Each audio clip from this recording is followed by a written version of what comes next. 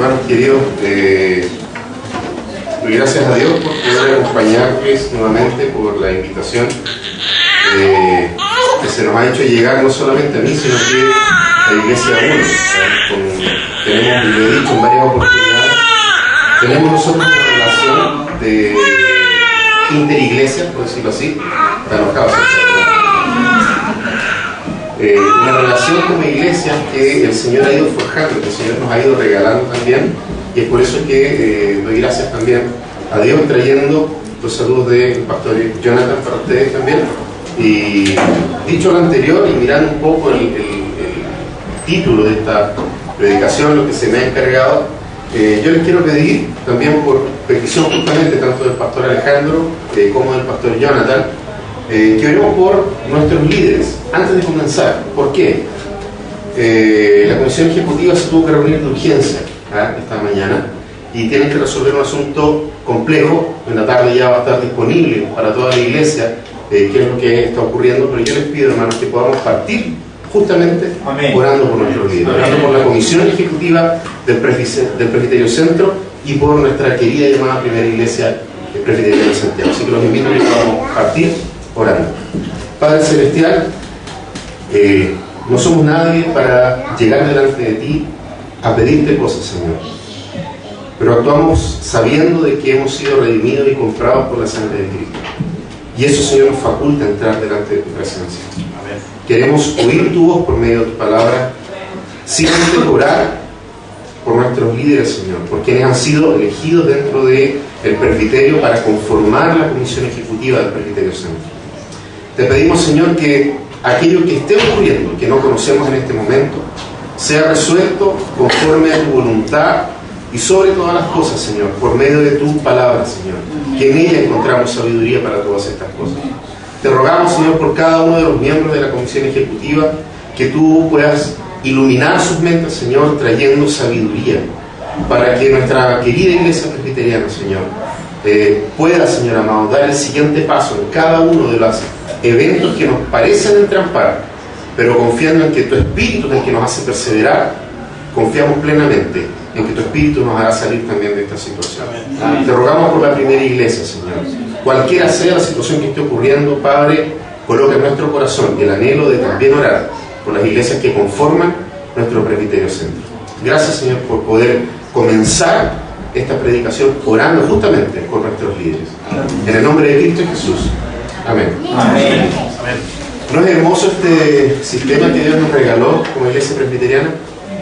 ¿No es hermoso poder descansar en cómo Dios nos entregó a través de su palabra un sistema de gobierno que nos permite orar unos por los otros, descansando justamente en que no hay nada que nosotros podamos temer dentro de nuestra organización, y que al mismo tiempo todo este sistema, que muchas veces es engorroso, que muchas veces es pareciera que nos complica en el desarrollo, al mismo tiempo nos entrega, por lo menos disminuye la posibilidad de que estemos expuestos justamente por nuestro pecado, porque somos pecadores, lo reconocemos desde el comienzo de este culto. Pero cómo el Señor nos regala entonces a nosotros como iglesia presbiteriana, de lo cual tomamos este nombre, estos presbíteros que administran las cosas espirituales de cada iglesia local, y luego la estructura hacia arriba, podemos nosotros entonces descansar. Hay muchas cosas que decir, hermanos. Lo que acabamos de leer ahí en la primera carta de Pablo a Timoteo, que sinceramente, si nosotros la leemos, mejor cerremos la Biblia, oramos y nos vamos para la casa, ¿ya? Porque sinceramente tratar de dar el ancho en esto, los presbíteros de esta iglesia lo saben muy bien, es muy complejo, ¿ya? Nos vamos dando cuenta que hay una cantidad de cosas, y es muy extraño esto, sobre todo cuando nosotros nos planteamos frente a la vida desde la Escritura, diciendo que por gracia somos lo que somos, y que al mismo tiempo no tenemos que hacer nada para alcanzar el favor de Dios. Pero miramos acá y da la impresión de que es como contradictorio, como que se nos pide cosas para poder dar el ancho en algo, ¿ya? Entonces quiero que estemos bien atentos al desarrollo de lo que vamos a estar exponiendo, justamente para ver cómo, dónde podemos nosotros descansar en la obra perfecta de nuestro Señor Jesucristo. Porque también más de alguno podría decir que bien, esto es para los presbíteros y para los diáconos, así que hoy día estoy salvado, hoy día no me llega, ¿ya? Pero la palabra de Dios siempre nos va a dar donde más nos duele, ¿ya? Y comentaba un poco en el desarrollo también del culto que estamos celebrando a nuestro Señor, lo difícil que es poder pararnos frente a lo que está ocurriendo en nuestra sociedad y tratar de decir de quién es la culpa, ¿ya? Porque nos encanta encontrar culpables justamente para que se sacrifique otro y no yo, ¿ya? Ese es uno de los afanes que tenemos como seres humanos, de buscar culpables, ¿ya? Entonces ahí claramente lo que dice la Escritura, vemos la paja en el ojo ajeno para que justamente incendiar esa paja y que ojalá se incendie con la persona también, ¿ya? Y así nosotros decimos, ok, se acabó el mal, vamos a dar el siguiente paso, ahora construyamos una sociedad mucho mejor.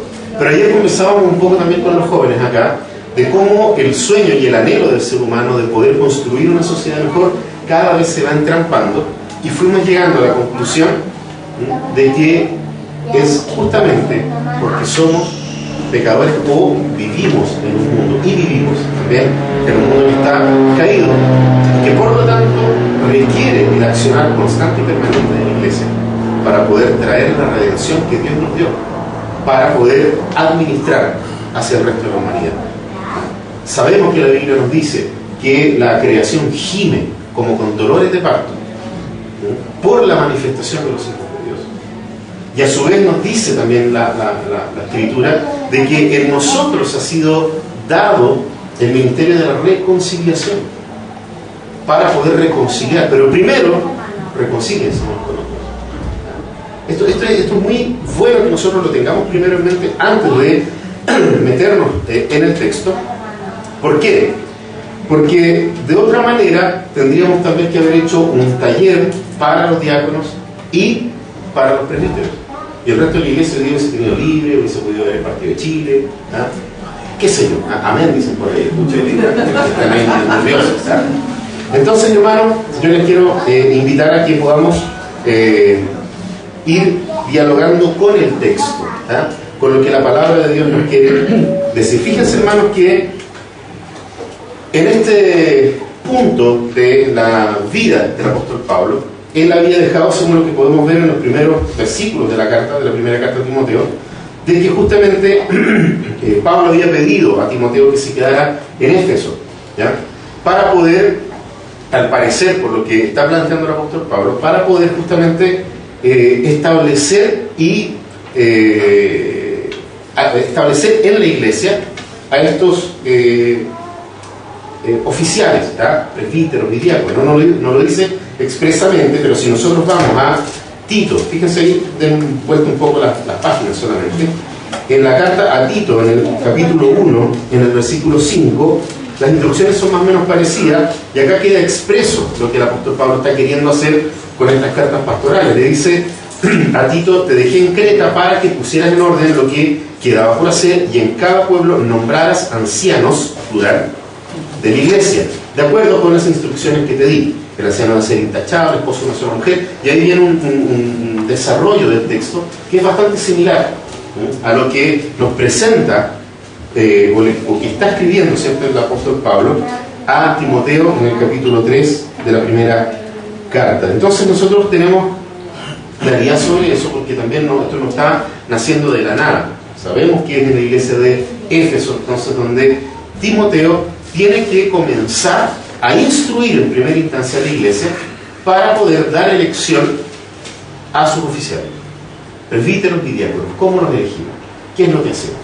Y ahí tendríamos que entrar entonces en la historia de Éfeso para poder percibir cuál era su situación espiritual, sociopolítica, ¿ya?, para poder ver tal vez por qué dice esto. Pero cuando comparamos con Tito, nos damos cuenta de que se repite un patrón, y que por lo tanto no es un tema contextual solo para la iglesia de Éfeso, sino que es un principio normativo para la vida de la iglesia hasta el día de hoy y hasta que Cristo vuelva. Entonces eso ya nos plantea a nosotros, y ahí nosotros decimos: ok, lo que está aquí es algo que se debe hacer, es algo que se debe cumplir. Pero cuando lo miramos y lo leemos, sabemos también al mismo tiempo de que es muy difícil poder dar cumplimiento a lo que nos está pidiendo la Escritura acá. Yo voy a hacer un ejercicio acá. Quiero que los diáconos y los presbíteros, los primeros presbíteros, levanten la mano por si acaso ya alguno no los conoce. Los presbíteros que están presentes, más arriba de la manita para que los vean. Siempre tenemos acá 3, 4 ya al final. Y los diáconos, también el mismo ejercicio. Todos los diáconos, 1, 2, 3, 4, 5, 6, 7 diáconos.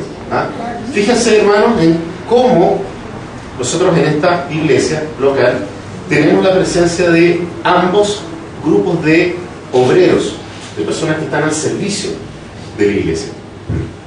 Y ahora entonces, los vieron, ¿verdad? Los conocen, los han visto, probablemente algunos conocen más a otros, las esposas conocen mucho mejor a sus maridos que son presbíteros, ¿cierto? Y vamos entonces a ver lo primero, es que debe ser intachable. Entonces yo le hago la pregunta primero a las esposas: ¿son intachables sus maridos? ¿Absolutamente intachables? ¿Sí? ¿No? Algunos dicen que sí, otros dicen a veces, sí, a veces. Ojo, hermanos, que vamos a ir de a poco, porque si fuera por eso, insisto, cerremos la Biblia, oramos y nos vamos, porque nadie puede dar el ancho en esto. Sabemos que no estamos frente a alguien absolutamente intachable, sino que en alguna área de su vida tiene que manifestar la condición del ser humano, caído, pecador. Restaurado, sí. Comprado, sí. Pero estamos en esta tensión permanente del ya somos santos, pero todavía no.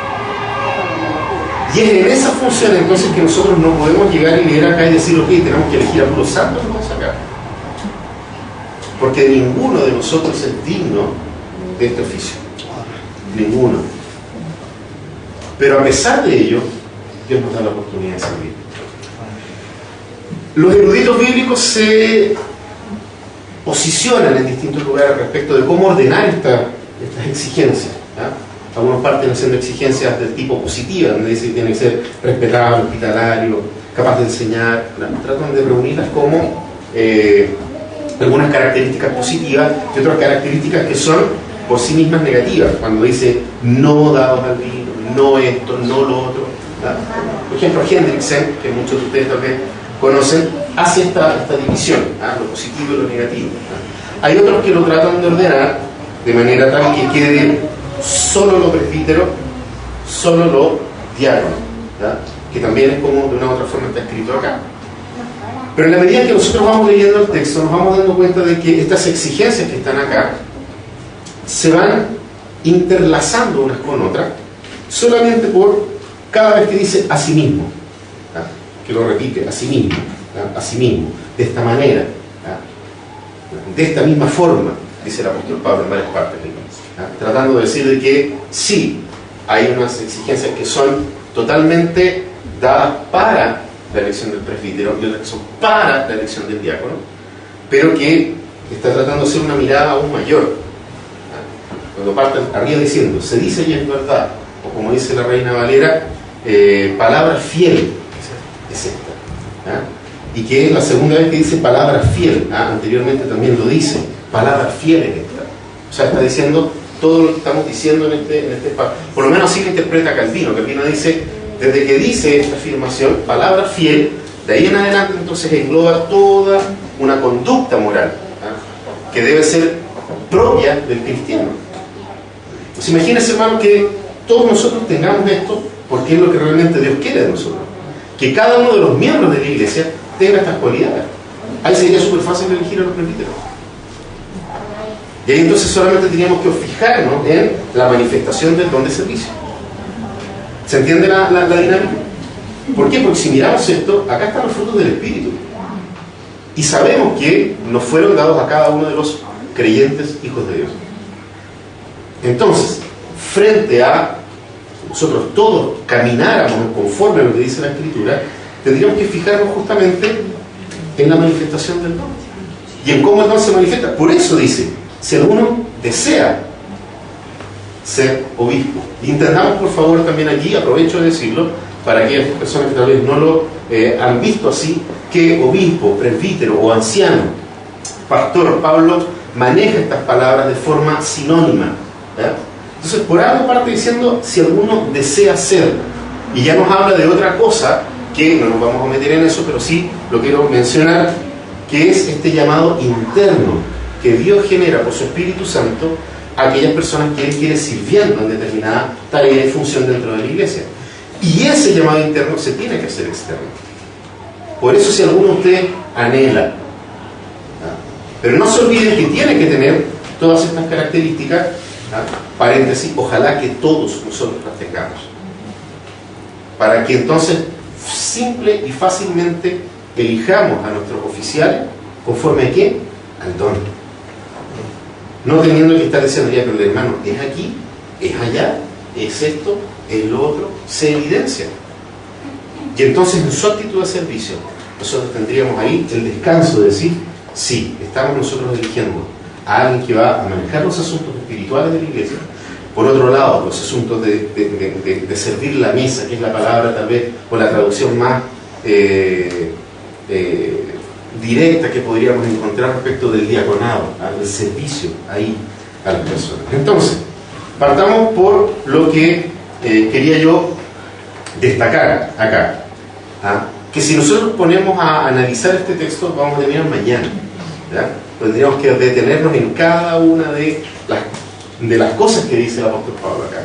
Entonces, junto con los eruditos bíblicos, yo tomé un poquitito de algunos y traté de armar un esquema que nos ayude a entender rápidamente cómo funciona esto.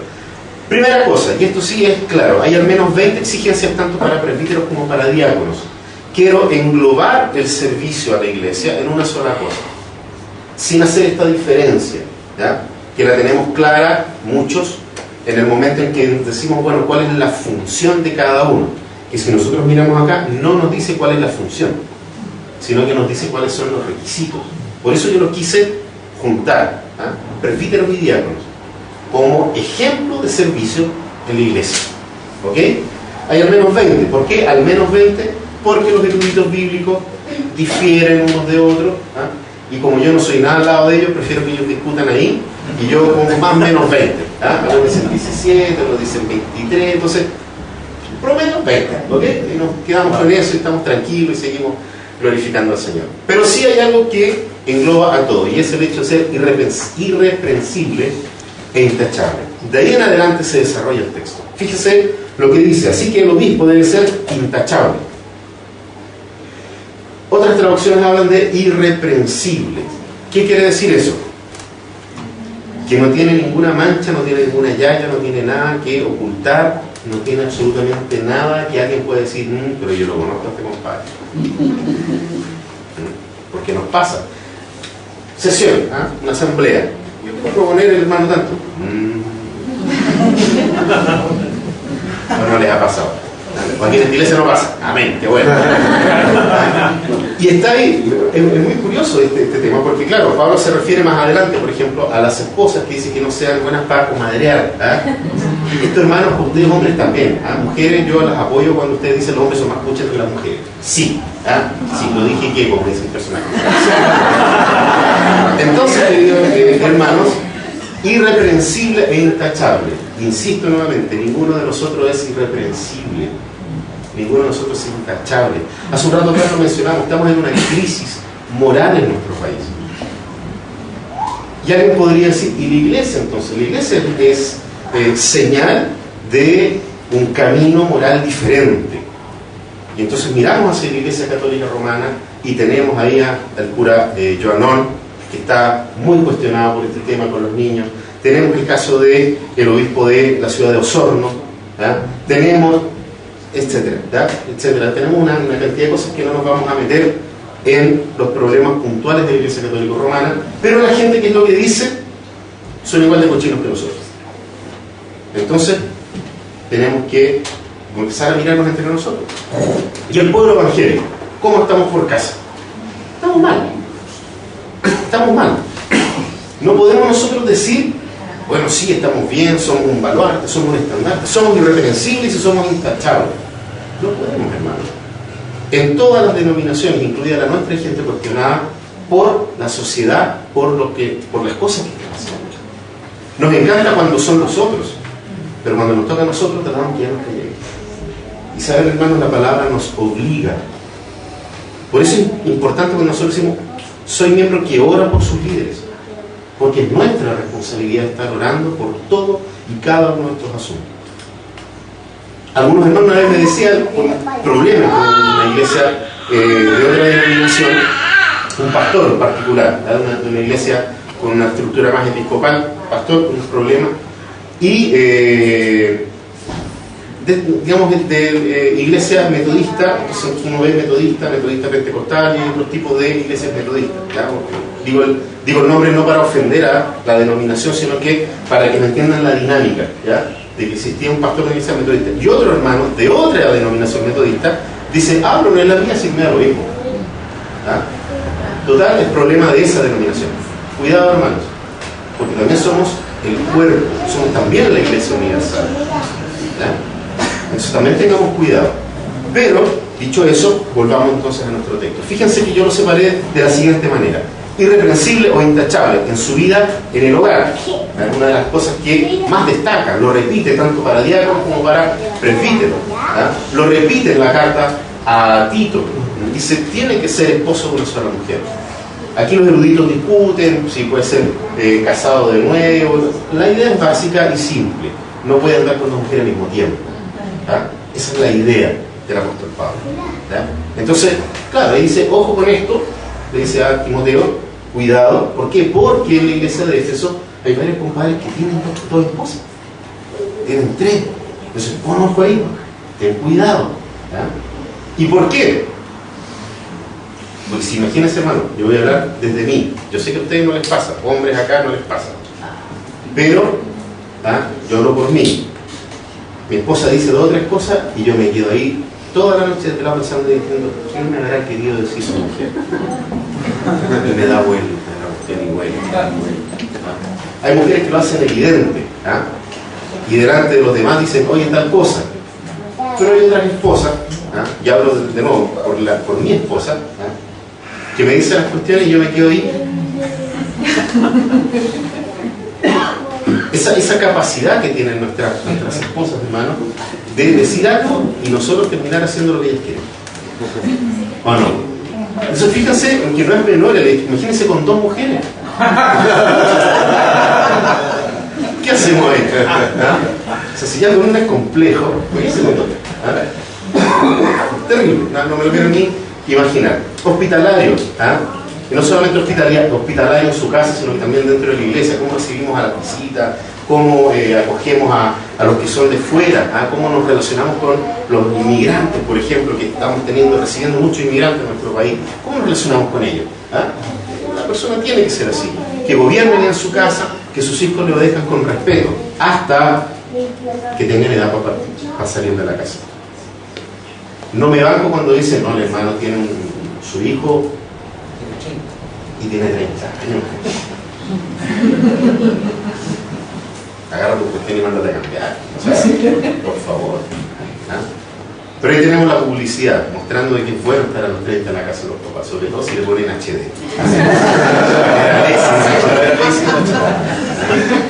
Hermano, de verdad, su hijo terminó de estudiar, hijo, te quiero mucho, te amo mucho, pero ahí está tu maleta, ándate. Por favor. ¿Sí? Yo salí a los 18 años de mi casa en buena con mis viejos, súper en buena. Cumplí 18 y dije, voy a vivir solo. Y viví solo, y es lo mejor que me ha pasado en la vida. No porque hice lo que quería hacer, sino que realmente puse a prueba cómo ellos mismos me educaron a mí. Y ellos finalmente terminan tranquilos, descansados, con todos los condoros que me pude haber mandado. Pero aquí estoy. Por la gracia de la misericordia de Dios, aquí estoy. Si usted crió a su hijo conforme a los patrones de la Escritura, hermano, descanse. Descanse. Sobre todo ustedes presbíteros, porque si no va a ser lo primero que lo van a querer apuntar. Y hoy día los vengo a fortalecer por medio de la palabra. Diáconos, lo mismo, los vengo a fortalecer. Sujétense y aférrense de las promesas del Señor. Siguiente, irreprensible e intachable. Recuerden que esta palabra es como que manda el resto del texto, ¿sí? En su vida interior, cosas que nosotros no podemos ver, se evidencian algunas, pero no las podemos ver. Como moderado, sensato, respetable, no amigo del dinero. Alguien puede falsear muy bien el ser amigo del dinero. Entonces, por eso es algo más interno, es algo que pasa acá, en la relación de mis anhelos y deseos. Sincero, no codicioso, confiable. Se van evidenciando estas cosas, pero en primera instancia son algo que ocurre acá, porque yo puedo falsear el ser confiable. Pero ¿quién puede medir si realmente es confiable?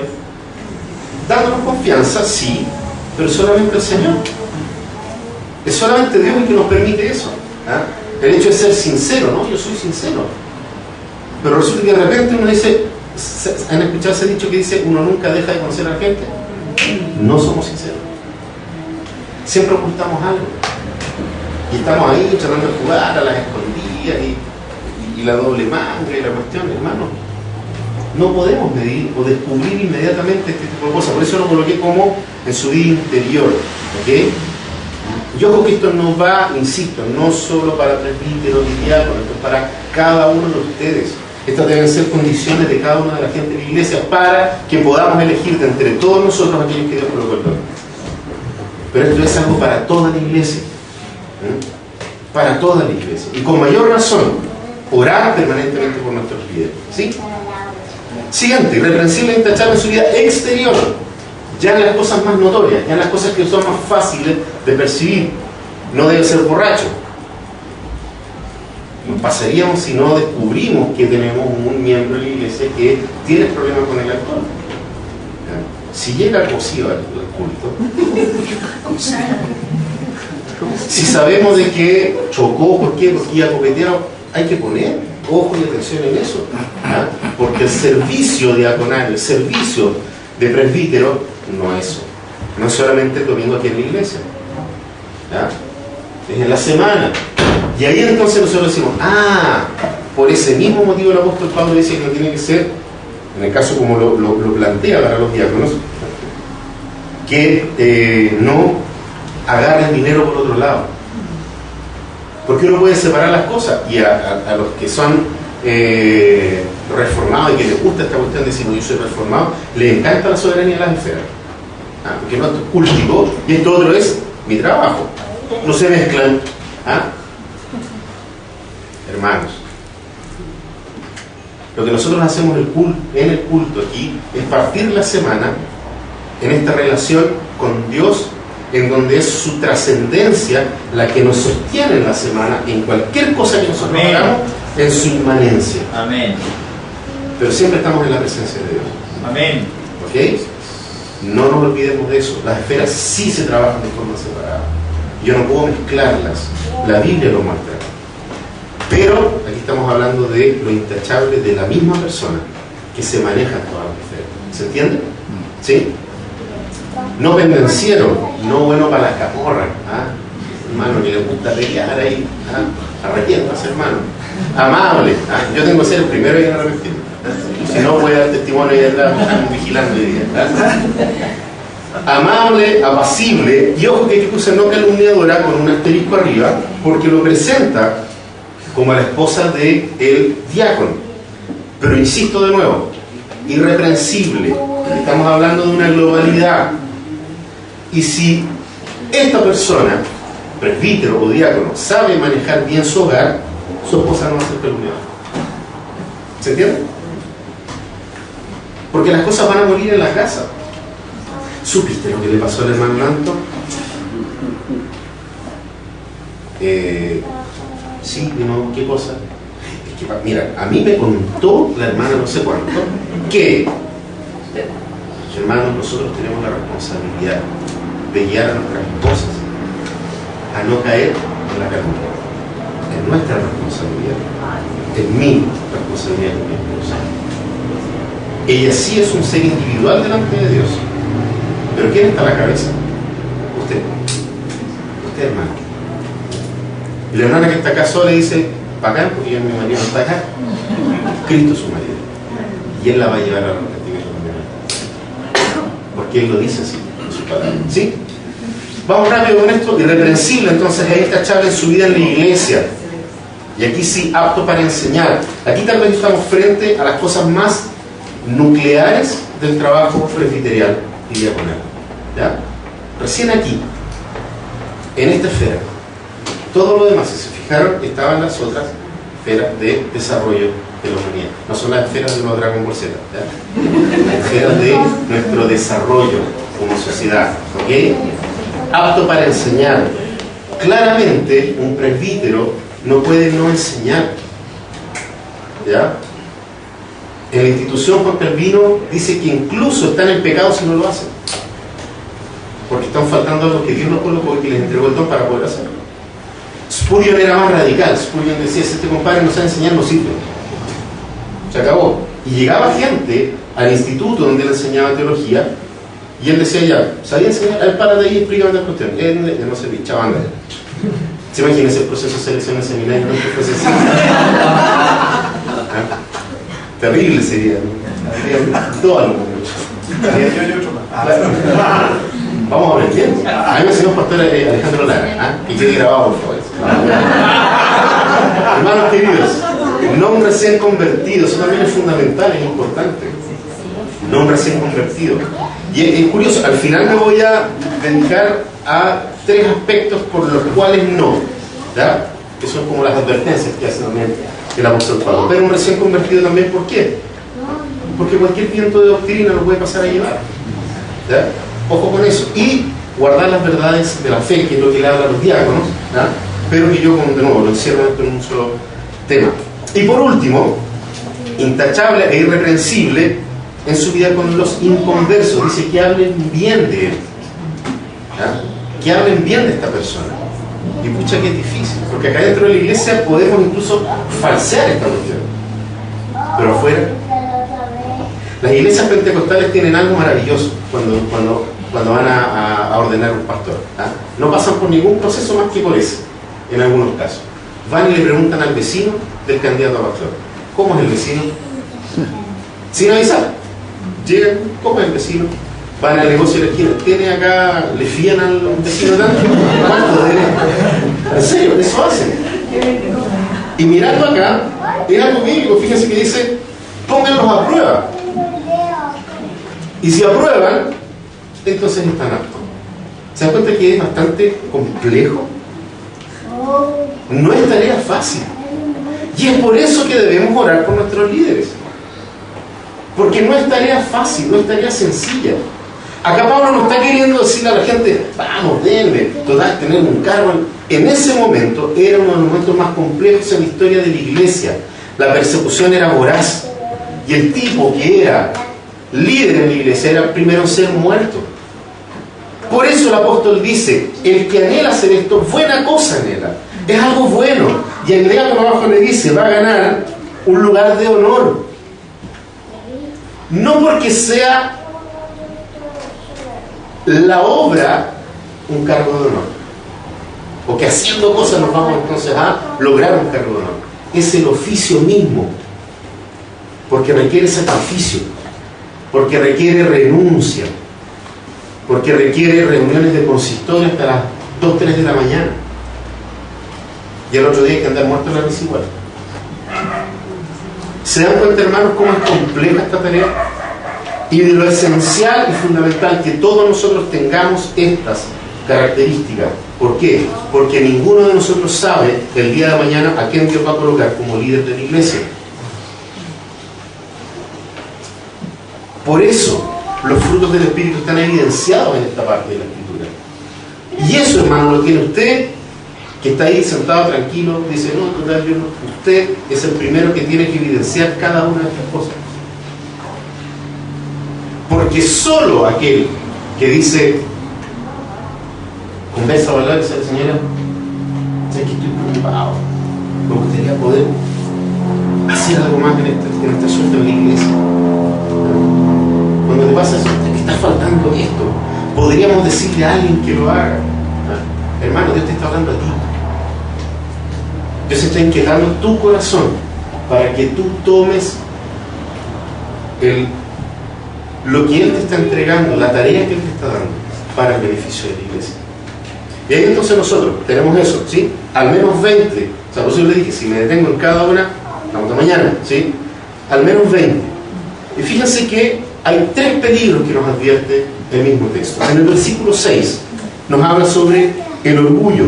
Dice, no debe ser un recién convertido, no sea que se vuelva presuntuoso. ¿Sí? Y ojo que nosotros podemos decir, pero eso es un consejo para el nuevo convertido. Sabemos que no. Sabemos que mientras más nos golpean la espalda, más orgullosos nos ponemos. Y es interesante. ¿Por qué? Porque comenzamos a actuar como un recién convertido. Nos dejamos llevar por la adulación. Nos dejamos llevar por lo que dijo la serpiente a Eva en el huerto. ¿Vas a ser como Dios? ¿Vas a ser igual a Dios? Por eso no quiere que dé el siguiente paso. ¿No le pasa eso al orgulloso? Lo estás haciendo bien. Lo estás haciendo fantástico. Entonces tenemos que tener cuidado también con eso, porque es uno de los peligros que el apóstol Pablo plantea. Segundo, en el versículo 7, el descrédito. Dice, se requiere además que hablen bien de los que no pertenecen a la iglesia para que no caiga en descrédito. Es literal, ¿sí? El mal actuar va a generar que se hable mal de nosotros. Y de nuevo, no podemos mirar la paja en el ojo ajeno. Tenemos que partir por nosotros. Porque podemos criticar los altos grados de corrupción en nuestro país. Pero miremos y seamos sinceros con nosotros mismos. Nuestros actos pequeños para nosotros de corrupción. Probablemente no ocurre acá de que ustedes pasen por en la micro sin pagar. Pero eso es algo que se repite de forma permanente en todo Santiago. Y somos responsables, somos corruptos cuando hacemos eso. Somos corruptos incluso cuando, sabiendo de que hay una marca de ropa que es hecha con trabajo esclavo, la seguimos comprando porque es barata. También somos corruptos. Porque nosotros estamos aquí en la tierra para poder establecer el reino de Dios. Amén. Y en el reino de Dios no hay injusticia. Soy consciente de eso y lo sigo haciendo, soy culpable. También soy un corrupto. ¿Se dan cuenta cómo los parámetros de Dios son tremendamente inmensos? Cómo Dios es totalmente otro a nosotros. Y necesitamos conocerlo por medio de su palabra. Y lo último, la autojusticia. Porque dice, no vaya a ser que caiga en la trampa del diablo. La traducción de la Reina Valera dice, no vaya a ser que caiga en lo mismo que cayó Satanás. ¿Y qué es lo que le pasó a Satanás? Autojusticia. Yo puedo. Yo lo puedo hacer mejor. Y la autojusticia es un pecado del que ninguno de nosotros está libre. En algún momento de nuestra vida caemos en la autojusticia. Sobre todo cuando estamos pecando. Pero hay un solo justo, Cristo. Hay uno solo que nos justifica, Cristo. Juan Calvino dice lo siguiente: no se encontrará a uno entre los hombres que esté libre de todo vicio. De nuevo, vuelvo al principio, cerremos y nos vamos para la casa. Nadie puede, hermanos, dar el ancho en todas las exigencias que se piden para permitir el tierra. ¿Qué hacemos entonces? No, de hecho, esta reflexión, la media maquiavélica que estoy haciendo por lo demás, es la reflexión a la que llega el catolicismo romano. Entonces elijamos al mejor de todos nosotros para que nos gobierne y nos lidere. Pero ¿qué es lo que le dice Pablo a Tito? Coloca en cada iglesia ancianos, plural. ¿Se dan cuenta lo lindo que tenemos en las manos como iglesia presbiteriana? Lo hermoso que Dios nos dio. 20 exigencias, 3 peligros y un solo validador. Uno solo que es justo, uno solo que es perfecto, Jesucristo. En la primera carta de Timoteo, un poco antes, Pablo nos responde. Pablo nos da la solución a este problema. Fíjense en lo que dice en el capítulo 1, desde el versículo 12 en adelante. Lo leo con ustedes acá. Doy gracias al que me fortalece, Cristo Jesús, nuestro Señor, pues me consideró digno de confianza al ponerme a su servicio. Anteriormente yo era un blasfemo, un perseguidor y un insolente, pero Dios tuvo misericordia de mí. Ahí en ese mí pongo su nombre, ¿tá? Porque yo era un incrédulo y actuaba con ignorancia. Pero la gracia de nuestro Señor se derramó sobre mí con abundancia, junto con la fe y el amor que hay en Cristo Jesús. Este mensaje, ahí está de nuevo, digno de este mensaje, dice también adelante. Este mensaje es digno de crédito y merece ser aceptado por todos. ¿Cuál mensaje? Que Cristo Jesús vino al mundo a salvar a los pecadores, de los cuales yo soy el primero. Fíjense después lo que dice. Pero precisamente por eso digo, Dios fue misericordioso conmigo, a fin de que en mí, el peor de los pecadores, pudiera Cristo Jesús mostrar su infinita bondad. En mí, el peor de los pecadores, pudiera Cristo Jesús mostrar su infinita bondad. Así vengo a ser ejemplo para los que, creyendo en Él, recibirán la vida eterna. Leamos de nuevo esa parte. Así vengo a ser ejemplo de los que, creyendo en Él, recibirán la vida eterna. Por tanto, al Rey eterno, inmortal, invisible, al Dios único, sean honor y gloria por los siglos de los siglos. Amén. Amén. Vuelvo atrás. 20 exigencias, más o menos. 3 peligros y un solo validador: Cristo, nuestro Señor. ¿Estás recién entrando en la iglesia? ¿Estás recién conociendo la iglesia? Cristo también es tu validador. El apóstol Pablo pasó 3 años aprendiendo, y antes de su primer viaje misionero, al menos 10. No era un neófito, como él mismo dice, que no vaya. Estuvo 13 años esperando para poder estar en esta pelea, dar esta batalla. Y a veces queremos que las cosas sucedan rápido. A veces queremos que se nos apruebe una candidatura al pastorado. Lo digo desde mi posición como seminarista. Queremos que se nos apruebe inmediatamente. ¿Para qué? Para poder seguir rápidamente en el trabajo. El apóstol Pablo tuvo al menos 13 años esperando para hacer esta pega. Se hizo una... probablemente ustedes estuvieron en esta reunión, por lo menos los presbíteros estuvieron ahí, en donde se entrevistó a uno de los candidatos de nuestra iglesia presbiteriana de Chile, Matías. Y a Matías se le preguntó, se le hizo una pregunta compleja: ¿qué pasa? Porque tú eres joven, le dijeron. El Matías tendrá 22 años. ¿Sí? Sí. ¿Qué pasa? Le dijeron a él, si a ti, cuando termines, porque vas a terminar joven, te dicen, ¿sabes que tienes que esperarte 5 años de práctica pastoral? Porque eres muy cabrito. ¿Cómo vas a enfrentar ese momento? Y él dio una respuesta maravillosa. Él dijo: todo aquel que tiene un llamado de Dios para trabajar en su obra va a esperar el tiempo que sea necesario. Qué lindo, ¿no?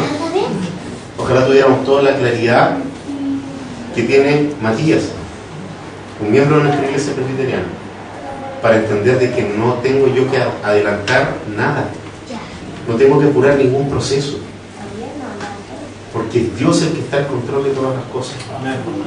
Por eso, si estás entrando, si estás conociendo, no apures los procesos, paso a paso, tranquilo, y vas a crecer, vas a conocer. Si ya estás en la iglesia, tranquilo, paso a paso. No vayas a caer en estos 3 peligros que nos muestra el apóstol Pablo. Y sobre todas las cosas, aférrate al único validador. En cualquier momento, en cualquier etapa de tu vida cristiana, aférrate a nuestro validador, aquel que nos entrega la justificación, nuestro Señor Jesucristo. Los invito, hermanos, a que podamos orar y que oremos en forma particular por los diáconos y los presbíteros de esta comunidad. Padre Celestial, te damos gracias, Señor, por tu palabra, porque ella nos exhorta a cada uno de nosotros. Te damos gracias, Dios, por los líderes de esta iglesia, por las personas que tú has dispuesto por medio de tu Espíritu Santo, entregando dones, iluminando a la iglesia a la votación para que estas personas sean elegidas. Te rogamos, Dios, de que tú seas validando, y así como decía el apóstol Pablo en lo que acabamos de leer, solo porque tu Hijo Jesucristo murió es que nosotros podemos ser ejemplo para otros, porque de verdad somos pecadores, y de todos los pecadores que tú viniste a rescatar, también tenemos que decir somos los primeros. Perdónanos, Señor, cada vez que hemos criticado a nuestros líderes, Perdónanos, Señor, cada vez que hemos apuntado con el dedo a los líderes de otras iglesias, de otras denominaciones, de otras comunidades de nuestra iglesia presbiteriana de Chile. Perdónanos, Señor, porque hemos sido nosotros negligentes. Y nosotros también hemos sido, Señor, faltos delante de ti. Gracias por tu perdón. Gracias por la maravillosa gracia que sobreabunda en nuestras vidas, como lo decía recién el apóstol Pablo. Oramos, Señor, para que esto se mantenga en nuestra vida, confiando plenamente en lo que tú harás por nosotros. En el nombre de Jesús oramos. Amén. Amén.